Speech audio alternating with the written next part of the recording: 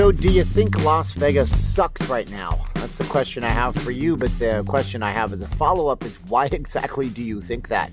Is it because of things that you see on YouTube videos? Is it because of things that you want to accentuate? I'm going to explain something here and a few different concepts to you about how you might have a little bit of a better life. And if you don't like the video, that's okay too. But maybe you want to hear me out on this. I have a lot of experience with looking at the negative in the world. Trust me, in the past life I had the most negative person you will ever meet, and I struggle to not be that anymore.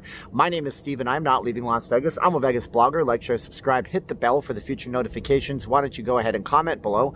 When you see Las Vegas right now, what do you see? There's not really a bad answer, but there's not really a right answer either, because everybody's an individual. But hey, maybe this helps you or somebody else. This isn't just a Las Vegas video. This is one of those quasi weird videos where I introduce a Vegas topic and talk about maybe ways that I know I can get better, because I have to go to a job that's incredibly challenging, and I can focus on the negative or I can focus on the positive.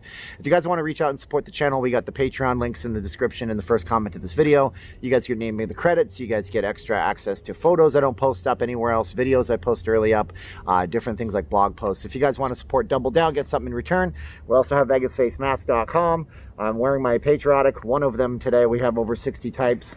The wife makes these. You guys might want to post it on somebody else's Facebook if you guys want to, if you already have them. They make a great gift. 2 for $25. Handmade in the USA, shipped out here. Okay. Commercial's over. Wow, that commercial is only 35 seconds, and the haters are going to focus on the commercial, and they're going to accentuate it, and they're going to say that I talked for 3 minutes, and all it was 3 minutes of a commercial. And that's my point. Last night in the video, live stream we did 2 hours on the Strip last night. We saw 5 different Bellagio songs. There was 1,300 different viewers on the stream, and you know what? We got a bunch of things that were happening. I had a couple that was fighting, and they were arguing, and I was trying not to focus on them, and then I saw there was people that were the transient people, and I tried not to focus on them, so I tried to focus on the beauty. So I was aiming my camera all over the place, and I was trying to get some good shots of the Strip. And because why? Because I could focus on the negative and bring you guys a negative show. And if I'm controlling the camera that you see, then I'm going to show you the negative stuff. And if you see the negative stuff, you're going to think that this place is just a mess. And even then, somebody innocently asked with no sense of malice, wow, looks like the crowd here is rough. Do you think this is a low-class crowd? And I even exclaimed, what a loaded question. That doesn't seem right to me. It doesn't seem very cool to me to ask that kind of question, but I don't hold it against them. It was an innocent question. My point, I guess, is this. Why are you focusing on the negative? And it's not just a Las Vegas question, okay? You focus on the negative, and you get more of what you're going to focus on. So when you're looking at Las Vegas right now, you're probably focusing on different things. You're thinking of the old version of Vegas, the one where you could, get a free show ticket from a guy just handing it out on the street. Maybe you pay $5 or $10 and have a 1-drink minimum and see a show, and you can't do that anymore. You're thinking about the bars. You're thinking about those are not there anymore. You're thinking about this thing that you used to do that you can't do anymore.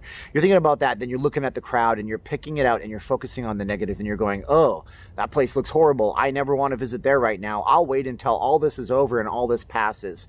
And you know what? I have news for you, Chuck or Jane. I don't want to go one way on the other. People will dislike just for that alone. You know what? Things might not be back to where you want them to be for 18 months, or guess what? Maybe even ever, or maybe tomorrow, space aliens come down and wave a magic wand over us and everybody's cured and you can finally come back. But if you're focusing on the negative stuff right now, you're going to miss the positives out there. And that's a thing in life in general. If you're focusing on those negative things in Las Vegas, you're going to see the videos, you're going to dislike the videos, you're going to be derisive of the whole city and the whole scenario. Meanwhile, you have other positives that you can focus on. You can focus on the fact that I don't care where you go right now. You think Disney is any better than Las Vegas? Because if I go to the Disney channels, I'm sure that I can see, do they even allow video cameras in Disney? I have no idea.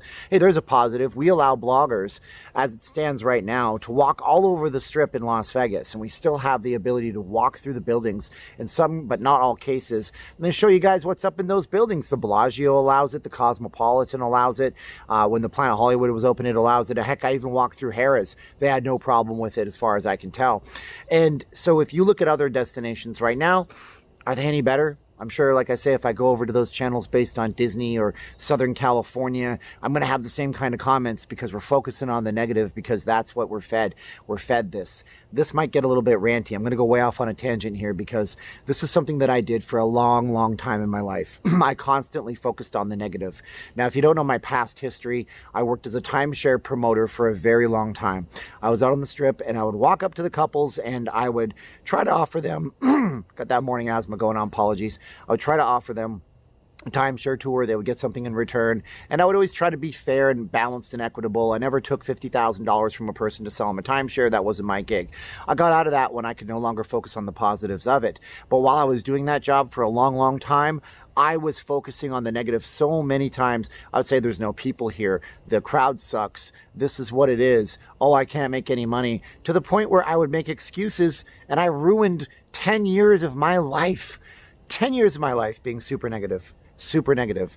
I came upon some principles from some guys. One of the guys is no longer with us. He's a man named Wayne Dyer, Bob Proctor, Tony Robbins. And I realized what I focus on is only going to get bigger and bigger and bigger. And so if I focused on the negative would get bigger. And it would balloon to a point where the sky was falling, everything was bad, and I would be depressed, heavily, heavily depressed.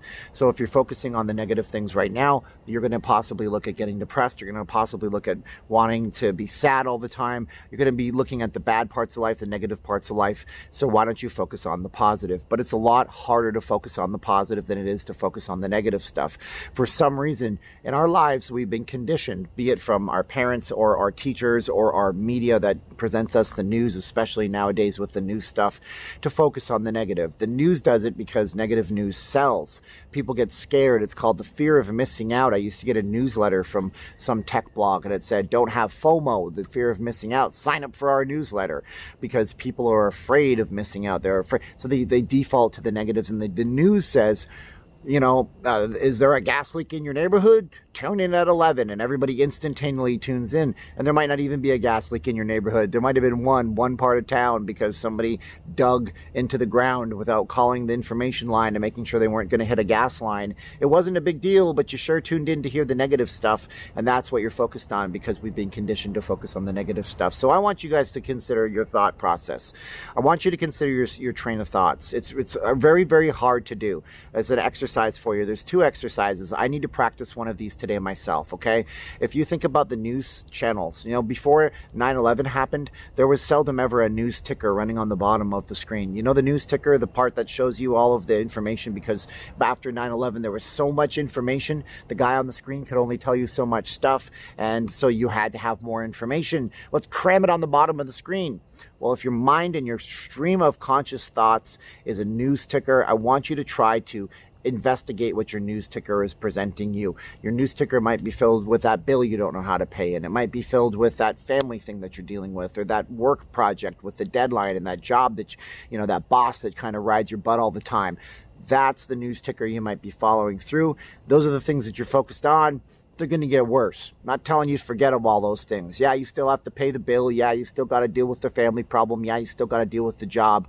But if you focus on some more positive things, probably feel a lot better for yourself. The second thing is, try 24 hours. I bet you fail. I know I do all the time. 24 hours where you don't say anything negative. Anything whatsoever. No negative words come out of your mouth.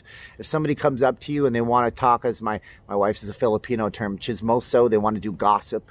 They want to talk about somebody else. They want to say, can you believe what that person did? And you know it's fun to do that when you don't even really like that person. Try not to talk about the negatives of that person. Try not to. They're going to chew your ear off. Don't even have to say, yeah, but they did this, and be positive, because in that case you're going to be alienating the other person. Try to be like, just don't say anything negative. Just agree with them and move on forward from that. It's a lot harder to do than you think it is. And when you watch these YouTubes on travel destinations, and when you watch these videos on things that support your beliefs and everything like that, try to look for the positives in it, because I think a lot of us are going a little bit stir crazy with the negatives.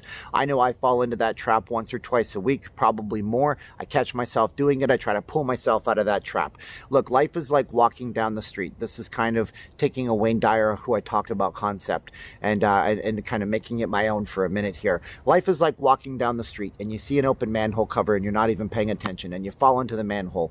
You crawl back out, and you get transported like a claw game to the front of the street. street. You walk down the street again, you might see the manhole cover, you might stop, you might make an adjustment, you might kind of consciously do it. Eventually, you'll consciously not even worry about the manhole cover. You won't miss a beat. You walk right around it. Life is better that way. Try to make your life better today. I don't always have Vegas concepts to talk about you guys with, but I thought that I would kind of bring you guys this because I know I have to go to my commission only, no base pay sales job today, and I have to work on the phones for 8 hours. And sometimes those phone calls, incredibly hard to do. So I have to pump myself up in the mornings. So I thought I would share that with you, and I appreciate you guys watching. So until next time, make sure you like, share, subscribe, hit the bell for future notifications. If you guys like the channel, consider the Patreon. Head on over to the Facebook group, Not Leaving Las Vegas. And if you also want to support, go over to vegasfacemask.com. Look, man, if I focus on the negative, someday in the future, we won't need face masks anymore. I won't even talk about this stuff. And then my wife, I won't be supporting her. See how it's a trickle-down theory? All right, now's the time of the video where I smile. I've got to be smiling at you guys. Thank you guys so much. And I say 3, 2, 1, click, okay? 3, 2, 1, and click.